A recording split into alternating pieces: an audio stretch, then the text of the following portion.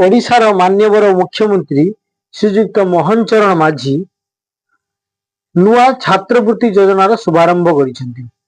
Jar नाम होउजी बाणीश्री छात्रवृत्ति योजना। एई योजना रे किए किए उपकृत हेबे, को माने यार लाभ उठेबे। ए योजनाटी भिन्नक्षम छात्र छात्री मानक पई नुआ योजनाटी शुभारंभ होईजी।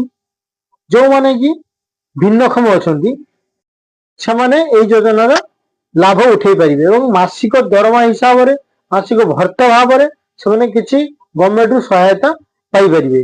ତ ଆସନ୍ତୁ ଜାଣିବା ଏହା କିପରି ଆପ୍ଲାଏ କରିବା, କୋଉମାନେ ଆପ୍ଲାଏ କରିବେ, ଏହାର ବୟସ ସୀମା କେତେ କଣ ରହିଛି।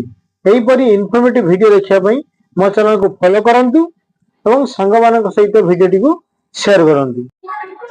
ବାଣୀଶ୍ରୀ ଛାତ୍ରବୃତ୍ତି ଯୋଜନା। ଏହି ଯୋଜନାଟି भिन्नक्षम छात्र छात्री मानक पई उद्दिष्ट अटे। एई योजना रे प्रथम श्रेणी पाखरु आरंभ करी पीजी पर्यंत पिला माने भिन्नक्षम पिला माने एई योजना रे अप्लाई करि परिबे।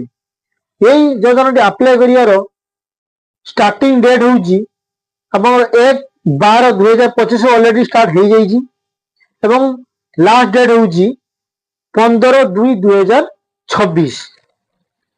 तो कॉलेज रे जो सबमिट करिवे कि स्कूल रे सबमिट करिवे तार लास्ट डेट कोन जो कॉलेज रे अप्लाई करला परे आपनकर जांच प्रक्रिया रो लास्ट डेट होउची 20/2/2026 पर्यंत एवं डीएसएस लास्ट डेट होउची 25/2/2026 पर्यंत। एई 25/2 परे आपण मानकू छात्रवृत्ति योजना रो जो पैसा जो माने एलिजिबल अछंती समानकू पैसा अकाउंट को मासिक भत्ता हिसाब रे आपण अकाउंट को पैसा आसीबो।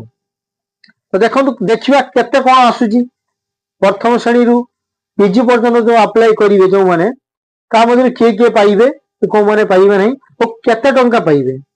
देखंतु प्रथम रु पंचम श्रेणी पिला माने मासिक 400 टंका हिसाब रे पाइबे एवं षष्ठ रु दशम श्रेणी पिला मासिक 500 टंका पाइबे।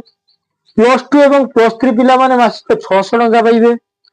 पीजी पिला माने 700 टंका पाइबे एवं अन्य जो वैषयिक क्षेत्र जो माने शिक्षा लाभ कर मासिक 700 टंका पाइबे। जो राज्य बाहर जो माने पाठ पढ़ुचंती किंबा जो राज्य बाहर हो आपनकर दिल्ली हो मुंबई हो बेंगलोर हो जो भी आपण पाठ पढ़ुचंती से माने मध्ये 700 टंका भत्ता पाई परिबे। केवल भिन्नक्षम पिला माने ही पाइबे, भलो जो अछंती से माने पाइबे नहीं, केवल भिन्नक्षम पिला माने ही पाइबे। एवं जो माने दृष्टिहीन अछंती अस्थिशल्य अछंती सेमानक पई एक्स्ट्रा 200 टंकार छात्रवृत्ति रहउची। या गोटे भलो सुजोग बाणीश्री छात्र योजना। या समस्त उभय छात्र एवं छात्री अप्लाई करि परिबे। या पई कोन कोन डॉक्यूमेंट आवश्यक, छात्र छात्री मानकर आधार कार्ड बैंक पासबुक सहित एंटर होइथिबा दरकार, केवाईसी फुलफिल होइथिबा दरकार एवं अकाउंट सहित लिंक थिबा दरकार। हेले समाने ए योजना रे लाभ उठै परियो। जो मानकर बैंक खाता नाही, जो छोट पिला मानकर समाने निज गार्डियन अकाउंट रे पैसाटी पाई पारिबे। जो माने भी बाणीश्री छात्रवृत्ति योजना अप्लाई करि चाहुचंती एवं जानि पारु नांती किपरि अप्लाई करिवे, मो वीडियो तले कमेंट करंतु। मो आपण मानकू पूरा गाइड कर देबी केमिति अप्लाई करिवे, को लिंक रे अप्लाई करले आपनकर शीघ्र ही जीवो, किपरि अप्लाई करिवे। तो मते वीडियो तले कमेंट करंतु, मो आपनकू पूरा प्रोसीजर बतई देबी।